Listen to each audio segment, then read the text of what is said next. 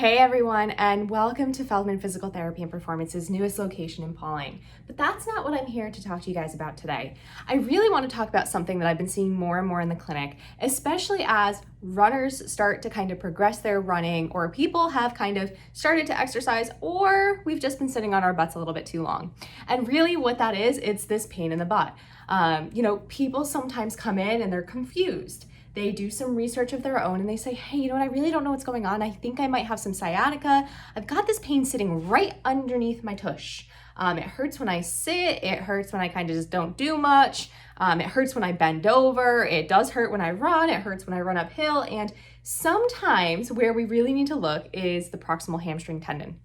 And who would have ever thought that our hamstrings could be playing a part in that kind of nagging pain that doesn't go away right underneath our tush?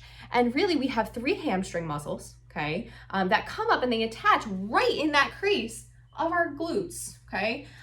Really where we put most of the pressure when we sit. And no wonder it hurts when we sit or go uphill or start running or do really any bend over, because as we lift our leg up, so if I'm gonna do something like hip flexion here, okay, or if I'm running and I do this, right, and I go to kind of load my leg, basically what I'm doing is when I do that, there's a compressive force that goes through that tendon. And typically, tendons don't necessarily always like that. And that is one reason why we have this pain when we sit and do these activities. Now, that's not an complete list of activities that really bothers things, but really, it's stuff to think about. Now, when we talk about the proximal hamstring tendon, we can look at it in different ways in regards to what's going on. Now, some people come into me and they say, hey, you know, if I had this for a while, it's been lingering, it's uncomfortable, it's, you know, it comes and goes, it waxes and wanes, and it's something that's not necessarily getting any better, it's not getting worse, sometimes it's worse. Then I might say you have what is called reactive on degenerative tendinopathy. And it just really what that means is it's something that's been going on in a while. We might see a little bit of a change, degenerative change on imaging. And it's just something that might take a little bit longer to get better. Now, the other one that we talk about is reactive tendinopathy. You've never really had an issue there. You start ramping up your mileage, you start ramping up what you're doing, and all of a sudden you get this, pain, high hamstring pain, and it doesn't necessarily, keep you from doing things. You need to keep moving, you keep working, but it's just there, and it still hurts. So how do we go about addressing these things? And really, when it comes to tendons, what we've learned through research is tendons like to be loaded. They don't like to sit idle. They don't like to sit still. Maybe for a short period of time to let them rest. But if you go ahead and say you have this injury and you rest 3 weeks and it starts to feel better, as soon as you start to run, you know what might happen? This might just come right back. And that's because the tendon wasn't able to readapt or kind of have these adaptive properties that it needs, especially when we do things like strength training. Tendons love load. And what I mean by load is basically they love to move weight. Okay? They like to kind of propel our bodies. There's tissues there's properties of them that kind of help us move forward. They're the ones that have elasticity, and they let us kind of do these plyometric tasks. They store and release energy. And if we don't teach them how to do that again after an injury, they're not going to want to. And that's why these things may linger. Or that's why we may end up with some of these small degenerative changes, which are normal, okay, anywhere in the body sometimes, that might occur over time. So if you have this injury, the most important thing, and one of the biggest things that it comes to when you're rehabbing it or when you're thinking about it, is you can't just keep throwing the same thing at it over and over again. We need to introduce new movements, and it needs to be something that is different. And we need to throw some weight or loading at it. And at first, your typical loading strategy may be something such as an isometric contraction. So, I can do a full-on, if I go ahead and raise my arm up, it's a full-on bicep contraction throughout its range of motion. If I'm talking about an isometric contraction, I'm talking about basically leaving my arm in one spot and getting that muscle to activate. Okay, so that's where we start. We start with these hamstring isometric activities in ranges that are tolerable. And when I say tolerable, what I'm looking for is pain not greater than, say, a 4, maybe a 5, that later that night goes away or it doesn't get any worse. And really it's back to your baseline discomfort. And that's what I'm saying, baseline discomfort. Okay, everybody has that when they have something going on within around 36 hours. Okay, and that's just something important to know. It's okay to have discomfort. Discomfort is not the end all be all, especially with tendon injuries. And the same thing goes for your activities that you like to do. If you're experiencing pain, that's a 0 to a 4 when you're running or when you're doing your exercise. I am okay if you work through that. And that is something that a lot of people get really weary of. And if it's worse than that, obviously we need to tone it down and figure out a new plan. That's where we may help with this, but think about that. All right, so what I really wanted to do in this video is give you guys some ideas as to the strategies that you can use to start loading it, especially if you're having difficulty figuring out how to get it to tone down.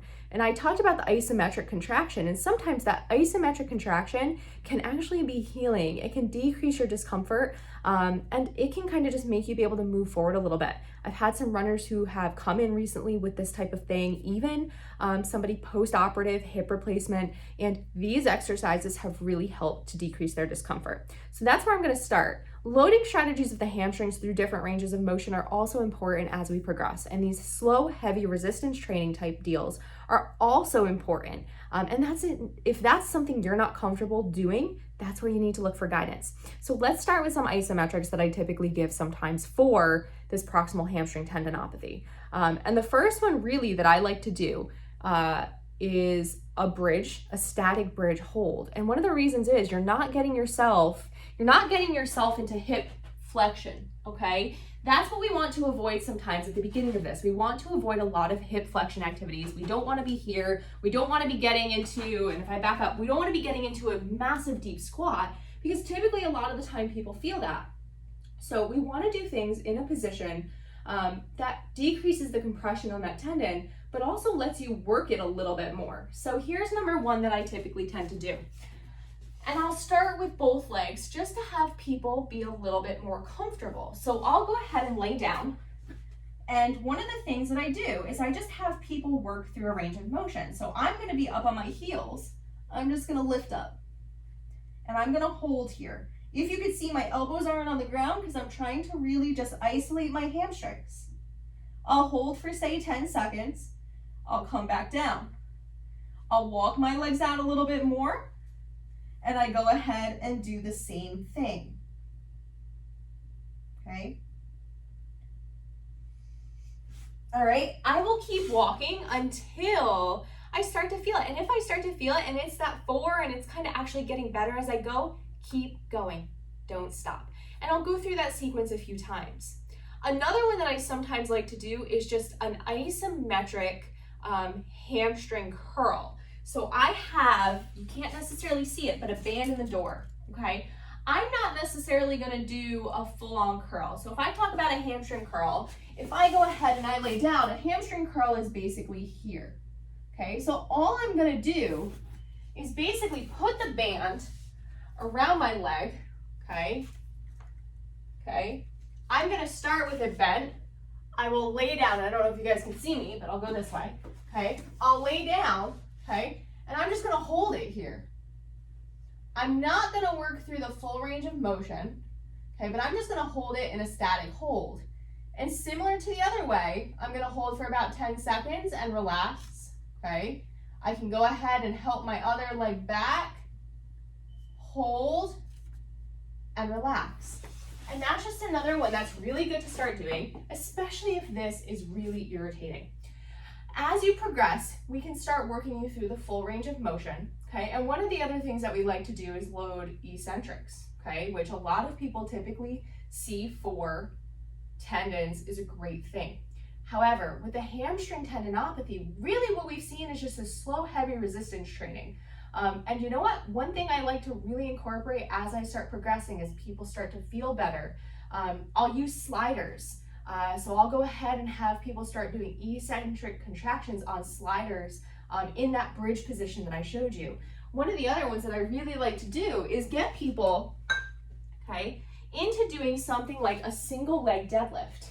So knee bent, okay, and here. And these are, okay, and I don't want the weight out that far, these can be a little bit more advanced in your stages of rehab, especially for this. But like I said, if you're doing activity and your pain is a 0 to a 4, keep going.